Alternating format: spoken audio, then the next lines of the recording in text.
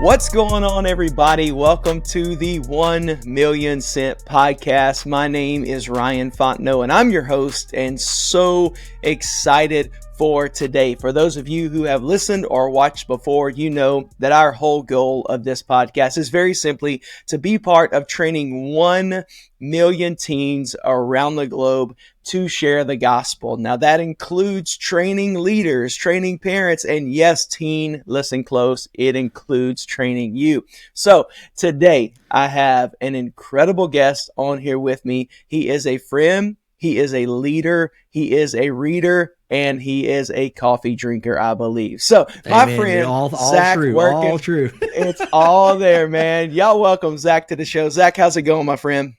Good, man. I'm glad you live with friend, because truly, like, you're one of my favorite people I got to meet in the last couple of years. This is like pandemic friendship brought to fruition, man. So I'm excited to hang out today and chat a little bit. Yes, sir. Yes, sir. Coffee mug at the ready here in the chilly garage of Tulsa, Oklahoma, man. That we are living on snow day 3.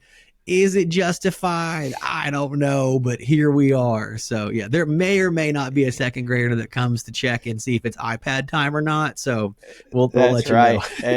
Hey, this sounds awesome, man. It sounds just like my house right now. I'm just south of you, right in Fort Worth, and so we got the ice apocalypse as well going on. But are you hunkered down? Okay, all right. Yeah, we're hunkered down. You know, it's nothing to do but to record podcasts, man. So what a day! What a day! Why not record a podcast today? That's right. That's right, man. Well, Zach, before we jump into all the details of who you are and what you do, and really talk about some very kind of practical ways that, man, we can move this mission of seeing students trained and sent out to tell their world about Jesus, let's do some rapid fire questions. It's cold today. We need to get warmed up. So let's jump in with some questions here real quick, man. Rapid fire. We already answered number 1, but maybe you're both. I don't know. Are you a coffee guy or an energy drink guy? So coffee on the regular, but in conference season, if I do need a little pick me up on the road, I do like that Celsius apple, that Fiji apple. Let's go. Fiji. I know a lot of folks are on the vibe train for the peach and the Arctic vibe, but the sleeper hit in my book for Celsius is that crisp Fiji apple. And that's if you've got a long extra day or an all-nighter ahead of you, I highly recommend the apple. That's your jam. Okay, man. I love that. I love that. And Celsius, if you happen to be watching this, we are always looking for sponsors of the show, and Zach is as well. Clean and sugar-free.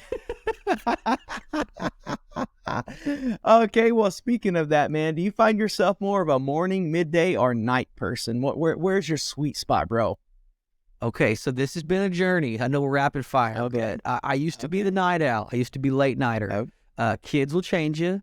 And in the last year and a half or so, the thing that's changed the most is, man, I am up without an alarm every day at 5 a.m. It is morning time. It is I legitimately, on my better days, will have had an excellent morning of reading in the Word early, not usually coffee, usually like water, maybe a pre-workout, but just like quiet time in the blue chair. We'll go to the gym, we'll come back, then we'll make coffee as the kids are waking up. And so, yeah, when I get back after 7:10 from the gym, like, you can't touch me because I've already had a full morning and a great day. So morning now already. As I get closer and closer to 40. Yeah. He's like, I've already won by the time you get up, kid. So that's it, man. You can't hurt me. Yeah, you wake up and you got demands. That's fine. Dad's already had his day. That's right. Bring it. I love it, man. Hey, well, when you travel, I know you travel all over with your ministry and working with Lifeway there. But but let's think about like family. Do you prefer family travel? Okay. Yeah, you're a drive guy. Enjoy the journey, look at the sights and sounds, or you're like, hey, everybody, get on the plane, let's get to the destination, come on. Oh, man. Flying, so I will say probably driving, because flying feels like work, but last summer I had a run of a few trips that I was able to take one of each of my favorite people, so my wife on a trip, and then each of my sons on another trip. Flying with one companion, awesome. I'm imagining flying with all 4 of us at the age they are it's probably easier to just toss them in the car and drive. So I will say, because you asked for family road trip, we'll go car. That's fair. Yes. Okay. I got you, man. I appreciate that. I appreciate it. If you're going a little honesty, a little honest check. Yeah, I like it. Hey, man, you got to do it. So if you are going on a trip with the family, are you going to the beach or are you going to the mountains? We did beach last summer, and as a trip, can't imagine anything better. But if I have to live somewhere, mountains. But for family road trip, beach, they're already wanting to go back. Right. We had a really good time at Gulf Shores. That was new for us, but I loved it. Hey, I love it, man. When they love it, you love it. It doesn't matter whether you love it or not if they love it. That's right. That's right. And I was digging the flannel and the beard. I was like, this is a mountain guy. This is a mountain guy. Well, it gives away, right? It's of course he drinks black coffee and likes the mountains. He's wearing I love it, man. I love it. Well, let me ask you this: on those travels, you've had a good dinner, man. You've enjoyed some food with the family. It's awesome time. Are you going for the pie? Are you going for the cake, man? What's your dessert? It's pie every time, man. It just there's too much going on with cake, and I get that it feels lighter, but have you ever had bad warm pie? Like, you've had bad cake. I know you have, but if the pie is warm, even if it's not your favorite fruit, it's still good pie. Yeah. Let's go. Every time. Let's go. I can't argue. Or if you want to go next level nuance, cobbler every time. Ooh, cobbler. He just threw it in there. I might have to get somebody on the show. Flair. That's right. I might have to get somebody on the show who will define all the difference between like a cobbler and a pie and a cheesecake. Is it a pie or is it a cake? Anyway, so I digress. Right. Spoon or fork, right? Like, it's cobbler, spoon or fork. I don't know what's going on. Yeah. I don't know, man. I have no idea, but somebody does. Somebody will. Somebody will know. Well, all right, man. Well, let's maybe get a little more spiritual here. Okay. So when it comes to the Bible, and I know the answer is both, but are you an Old Testament guy, New Testament guy? Where do you tend to lean? Whoa. Yeah. The audience already? I'm not trying to, just a question, man. Just a question. I don't know, man. This seems like the thing that gets clipped in the wrong way. The answer is both. The answer is both. Yes. But I do think for a lot of what my work is in working with students and student pastors, to be centered in the stories of Jesus is really, really important. Again, the trick answer is he's also in the Old Testament too. That's right. Yeah, that's right. Hey, in the beginning, baby. Let's go. In the beginning. But my two boys are named Isaiah and Gideon, so that's also a tell. Hey, so that's pretty good, bro. I like that. Well, speaking of the New Testament, there are 4 Gospels: Matthew, Mark, Luke, John, right? So you got to roll with one. Who you rolling with? Matthew, Mark. We're gonna roll with one. Oh, yeah. Person or like a gospel? As a gospel, man. You could only pick. Yeah. Man, I don't know. Like, there's so much that Mark leaves unsaid, but I just kind of like, I don't know. Like, he's like, listen, this is all you need. This is it. What is all you need? Matthew's that's right. Get ornate. John's like getting philosophical. It's probably Luke though. Luke. There are things I think that doctrinally, like, again, it's for some scholarly folks, maybe it's Peter's gospel, right? Like, maybe this is the one that like Peter retold to Luke that he's, doing the research, talking to Mary. I think there's some stuff there that, like, the way that Luke articulates it, that's really unique in a way that I think for someone who's trying to connect with Jesus, it's all there. It's all there. Yeah. You're a reader, aren't you? You're a reader, all the time. Every morning. Yeah. Anybody who's a reader or researcher likes Luke. It doesn't matter. That's right. They're like, Luke's my boy. Luke's my dog, man. Hey, he did his study. Right. He did his research. He did homework. That's right. That's right. Mark's my guy. He's just like, look, guys, here's what happened. Boom, boom, boom, boom, boom. I can give you the clip notes. And immediately this. Yeah, man, I love it. Well, he just finishes. He like wraps it. And we're done. Okay, yeah. Peace. That was it. Yeah, that's right. I got stuff to do. Luke's writing it in 2 volumes, right? We get Luke. Yes, that's right. Yeah, that's right. But he names them different. The rest of the story. Yeah, that's right. ... That's right. I love it, man. I love it. Well, this last question, man, it's a big one, and it's one our audience loves to guess on. So I don't want you to answer it right now, but I want to ask you this, and then we'll come back at the end, and I'll ask you. You'll reveal your answer. Hey, if you're watching or listening and you're able to write down your guess, do that right now in the comments. Okay. Give the guess. Do you think Zach is a dog guy, or a cat guy? Dog guy? I like or cat tea. guy? I like coffee. I like to read. Oh, I wear flannel. There's a lot of conflicting signals that have been thrown out. That's right. Man, I don't have a guess on this one. I have a guess, but I don't know. So write it down in the comments if you're watching, and yeah, we'll see what happens. Well, Zach, man, I'm stoked that you're on the show. Can you tell us a little bit about who you are? You already said you're in Tulsa. I dropped a little hint. You're an incredible reader. You work with Lifeway, but man, tell people who you are, what you do. Man, the shortest answer is I'm a student of student ministry. So I serve as the Lifeway Students Ministry Specialist, which means that I work, equip, and teach, coach, and care for youth pastors across the country. I get to serve with their volunteer leaders for all the ways that a youth minister might minister to their leaders, families, and students.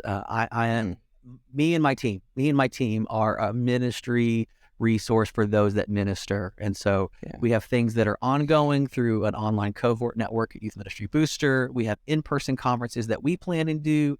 We have events and activities that we show up and help run or show up and share at, or we do trainings for folks at different churches or conventions or associations.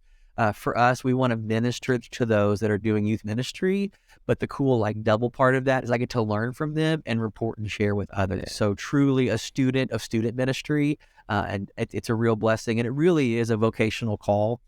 Even when I was a youth minister in my early 20s, the thing that I loved the most about what I got to do was ministry alongside other ministers. My wife and I were talking even the first of this year, this is something that's kind of been true the entire way through, and it just now happens after almost 20 years of doing it to be the job that I do, but it's always been the calling. I love it, man. That's so good, and that's why I'm so excited that you're here, because on this podcast, those that are watching and listening, man, we have student pastors, we have pastors, we're going to have parents that are listening, and obviously teens. And I want you to hear his heart for those in ministry. And so I hope today, especially if you're a student volunteer, you're a student pastor, student leader in student ministry, man, his passion for you. And we're going to make sure we drop all of the information on how you can connect with him and all the incredible resources their ministry has in the show notes. And so man, I just want to thank you for being on. Like you said earlier, a couple years ago, we finally got to meet up in person at a conference, and it was just great to connect. Facebook to for real, man. We're not just Facebook friends anymore, man. It's for real deal. So I love it. I love it. Now, one thing we haven't done, which we're gonna make happen, is the coffee in Oklahoma as I drive through or whatever, man. That's on me. Usually when I'm driving through, I'm trying to get to my destination. 35 right? north. You got to take a little near to 75. You hit the beat line. Call me. Yeah. I'm all good hitting that Tulsa train, baby. Let's go. So let's get it. So, well, man. So you work with student leaders primarily. Would that be fair to say? Yeah, youth pastors and youth workers. Yeah, those that lead in student ministry. Yeah. Man, the short version was just really faithful and consistent in ministering to those that we ministered with. The Youth Ministry Booster side of things started as a podcast and network project for my buddy Chad Higgins and I, and we tease that it often is the overflow of our friendship of two ministers that want to keep each other healthy, accountable, and supported in the work that they do. It was really birthed out of, we were traveling in Oklahoma, so we're Oklahoma guys, doing local trainings for those that were youth workers and volunteers. And the things that we heard the most is that I have resources, there's stuff out there. I don't feel like I have a community of support because I'm the guy, I'm the girl at my ministry. And so connecting the dots for those that lead in ministry to create community was the resource that was missing. And so that community of calling was a big piece. It's through podcasting and communicating that, having conversations about that, and having the ongoing groups that create community inside of the calling of what it means to serve in ministry had grown in such a way that Ben Trueblood, who's now become a dear friend and boss, which is always, it's always your boss is someone you like and respect. That's right. Saw the vision and brought us on to do the work. And that was one of the things that he had a heart for those that ministered beyond just equipping and resourcing them, but supporting them. And so shared vision brings shared support. and so brought us on to do that work, be about that work now. And so there have been other folks that have served in a ministry specialist role. Some of those were, training opportunities or speaking opportunities or like customer engagement support stuff. But for us, we feel like we've started to build out this full calendar of a year of things that we offer, but also a growing community of the ways in which we can support. So. Yeah, I think community is really key there, and that's really where people thrive. And I think what a lot of people in leadership specifically are missing, right, is just a community of like-minded, like-hearted leaders in their life that will help them, what I like to say, man, help them finish well, run the race well, finish well. And I think that only happens in community. And I'm sure you're seeing that where you are. Is the thing that you would tell every person in your church. Student, get plugged into a small group. Adult, get plugged into a life group. Pastor, where is your group? In the same way that the medicine is good for them, it's good for you.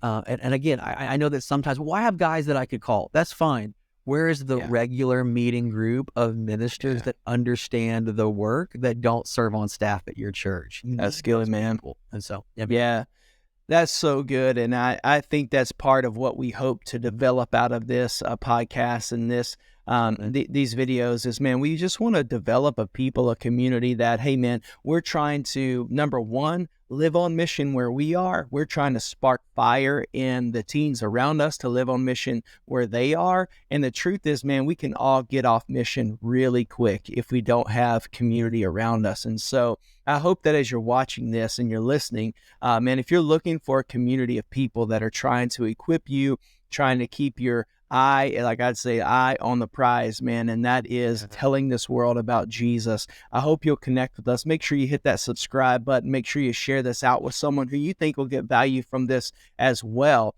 And so Zach, let me ask you this, man, because I know you spend a lot of time with the leaders of the student world, the student realm, but that has to bleed out of a passion for this next generation. Why would you say, if someone says, Zach, why are y'all so passionate about youth ministry? Why is it such a big deal? I mean, isn't that so passe? Isn't that 1990? I mean, youth ministry. Why does it matter so much? Could you answer that for us, man? Why does youth ministry matter so much? Oh, man, it matters so much for me because it was the most formative time in my life. And so I'm a church brat kid. I grew up the son of the piano player and the children's minister. We were there 3 times a week, almost all day Sunday. And yet youth ministry, youth group, student ministry mattered so much in the ways in which I was figuring out who I was and what I was called to do. It was the community that I needed when I didn't feel like I fit in at school. When I drifted through phases of band and student council and debate and other like affinity groups, like the ragtag bunch of odds and end folks that were loving and supportive in youth ministry, youth group, the adult leaders and mentors, were radically formative for who I am today. And I just think, and my wife is an English teacher for 11th graders, so we love teenagers and talk about it all the time. Yeah. So much stuff, whether or not it gets decided then, it is rooted then, right? Like that's one of the things about student ministry that I think I would want folks to hear is there's a passion there that's almost like gardening or farming, because it's like, I know this will show up later. Like you may not see it in the next 6 months, but I guarantee what happened between 6th and 12th grade will show up in the next 6 to 16 years. So again, I think it's one of those, that's like, so good. As the son of an investment banker, I see this is the spot where it's worth putting our time. Like this is where I want to put my time and energy because I believe in it. That's right. I love it, man. One thing you said there, the investment banker, reminds me. I have this message that I put together on how to reach and keep Generation Z, and I believe that the number one thing we have to do to reach them is invest in them, and we have to pour time, money, energy, effort into going after them. They're not gonna just show up anymore. It's just not. It's not happening. So we have to be intentionally investing in them. And you're right. I think sometimes it is a sowing ministry. You're sowing.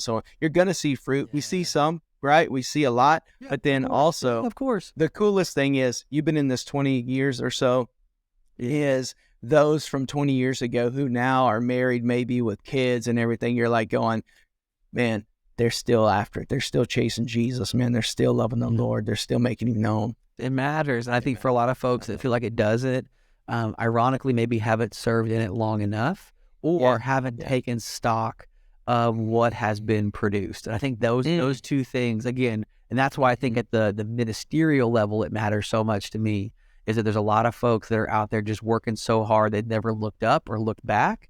And there's other folks out there that have like not worked it long enough. And I think both of those matter. That's a good word, man. That time and reflection, right? Like keep doing the deal long enough, you're gonna see it, and then pause to glance in that rearview mirror, right? Glance in that rearview mirror. That's right. That's right, man. And I'm the word. I have a tendency to be gas pedal windshield guy. Let's just go what's next. And I know a lot. Yeah, a lot of people in ministry are. And if you don't pause and look back, you don't pause and see what God has done and celebrate those wins, you will burn out, you will quit, and you'll get frustrated. So, yeah, that's so good, man. So I know when you are talking to leaders and stuff, man, I believe stats just play it out, right? Over 70% of those who ever come to Christ do so by their 18th birthday. And I know that student ministers get this, and that is like, hey, I'm not your friend's missionary. You're their missionary, right? You're the one as a teenager who's going to be in their school, on their campus, in their lunchroom, in their classroom. But how do you help student pastors help students live on mission? If a student pastor says, hey, Zach, like I got these kids and man, they want to tell their friends about Jesus. Where should I tell them to start? What would you say? How would you coach someone in that realm? Man, I would encourage them to start praying for their friends. I think sometimes in youth ministry, we're pretty action oriented, which is good. I think we want to be mobilizing, but I think the work that we do is a deeply spiritual work. And I think to start rightly in a power that's not your own effort, that will outlast your own motivation, is to have your students pray and even make it part of the time that you have with them. This is the wrinkle that I would add. If you want your students to pray for their friends, make that a part of what you do on Sundays and midweeks.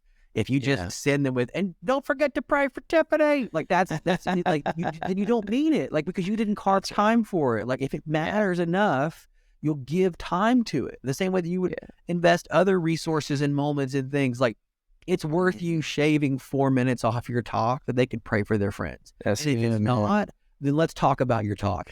Pause that again, man. You gotta hit that rewind button on that, man. You said it's worth shaving. Say it again. It's worth shaving 4 minutes off your talk to have them pray for their friends. Or if it's not, let's talk about your talk. Yes, let's talk about that talk. I love it. Yeah. Again, it's the same thing for like, we want our kids to read scripture. I'm like, awesome. Make sure you do that every time you teach in front of them. Don't be like, well, yeah, like in Luke, he talks about, no, man, break it open, even if it slows you on your roll. You know why? Because they need to see that you would take the time to do it. Anyway, pray for your friends. And then from there, in a consistent way, you're inviting them to do the things that are relational and true. Now, here's the new bit that I would share with you, Ryan, for our friends to hear. Okay. In a post-COVID age, we cannot assume that students are naturally relational. I think one of the things that has shifted from when you and I were young guys is that they are relating in different ways than we would assume when we said, hey, be relational, connect with your friends. That they may think connecting with their friends is a couple more likes on a photo or a comment, DM, or a follow. And for them in their world, dude, I liked all their photos. That's what we do. And so I think you've got to really break it down. If we believe that the church offers a community that's unique and meaningful, then we're going to have to do the hard work of explaining what relationship really means if we don't like the culture of relationship that we see, right? Like we can't be like, these kids, it's supposed to be more relational. And they're like, okay. And they like watch more YouTubes of the person that they follow. And like, I did it. And you're like, what do you mean? Like, that's how I support them. Like, because for them, that is the framework. And to be honest, we're a little guilty of that too, right? Like we like and subscribe for the folks that we want. That's right. The slow work, the conversational work, a small group of people that have been meeting for a while and you show up new, that's terrifying. And if you don't have a framework for how like big of a deal that is, then that's why I think it's the power of prayer to like what we're asking and inviting them into is a big deal. It's a big thing, not just in ways in which it is like a social risk or relational risk. It's countercultural to the things that they usually do. And I think as a minister, like we've got to spend the time explaining what we actually want them to do. You can't be like, invite your friends to this weekend event. Sidebar. One of the things we did at a church. One of the things that we did as a church. This is like one of those moments that like it has paid dividends and like how it has reset my thinking. So one of the things that we did at a church that I used to serve to raise money to go to mission trips and camp is we'd have a big plant sale in the spring. There was a great group out of Kansas that basically you would sell flats of flowers, potted plants, and like each would bank half of what they sold to their missions account or their camp account. So you sell $400 in plants, which to the ladies of our church was pretty easy to do if you knew who to talk to. You could basically pay for camp by hanging around one Sunday afternoon, just like, Pamela, Teresa, can I mark you down? Like it was great because they were going to buy flowers anyway. The quality was good. Well, one young lady who, for lack of support and maybe mentoring in other areas of life, I was like, she really wants to go to camp. She was a mission trip. I was like, have you tried to sell in the plant sale? And she was like, well, no. And I was like, well, you should. And again, this is young me, not smart me, young me. Yeah. I was like, well, you should get out there and ask folks if they want to buy plants from you. A lot of kids have had success doing this. We had one young lady that basically paid for like her mission trip and her sisters by just like working the phones. Yeah. This young lady, one Sunday in the youth room just goes, does anybody want to buy plants from me? And that was it. Because for her, she's like, I said it out loud. I mean, it literally was the Michael Scott, I declare bankruptcy. Yeah. And it was like, that's not how that works. And I think for a lot of our students, we're like, hey, invite them to the weekend thing. And they're like, does anybody want to come to now? Yeah. And they're like, no, I nobody can. Yeah. Yeah. And you're like, oh, we have a different kind of work ahead of us. And so I think that's a long tangent just to say that sometimes like what you're asking, like they're doing the way they had imagined the work to play out. And so like, you can't get mad if they did the thing that they thought that you hadn't like instructed them differently. So, right, man, I love that, Zach. That's spot on. I think prayer and relationships are key, and being in a community. And if there's one thing I've taken from our time together here, man, is just this continual reality. Leaders need community. Teens need community. Parents need community. Bro, we need community. We need each other. We are made for it. And so, listen.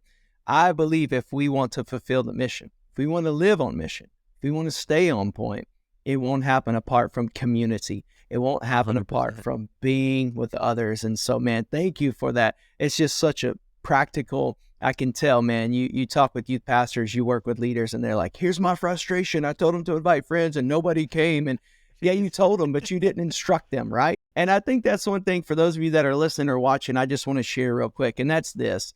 Man, I know that we press, hey, share the gospel. We need to be talking to people about Jesus, but I'm not here just to tell you, hey, do it. You need to do it. We want to help equip you to do that. That's what 1 Million Cents is all about. And if you'll go to 1millioncent.com, you're going to find practical resources. You're going to find clear training videos. Student pastors and leaders, listen, that we have a 6 video session. It's absolutely free that you can walk through. You can use it 6 Wednesday nights in a row, 6 Sunday mornings in a row. I don't really care. And what it does is it helps piece by piece help your students learn a way to tell their world about Jesus. I don't think it's the way, it's a way. And I tell you this, a way is better than no way. And so don't just tell your students, hey, go tell your friends about Jesus. Let's equip them. 1millioncent.com. Man, I hope you'll go check that out. Now, Zach, man, I just want to say, dude, our time, we're going to have to do a part 2 of this, man. But man, this is so good. I love it, man. You'll never know. Right.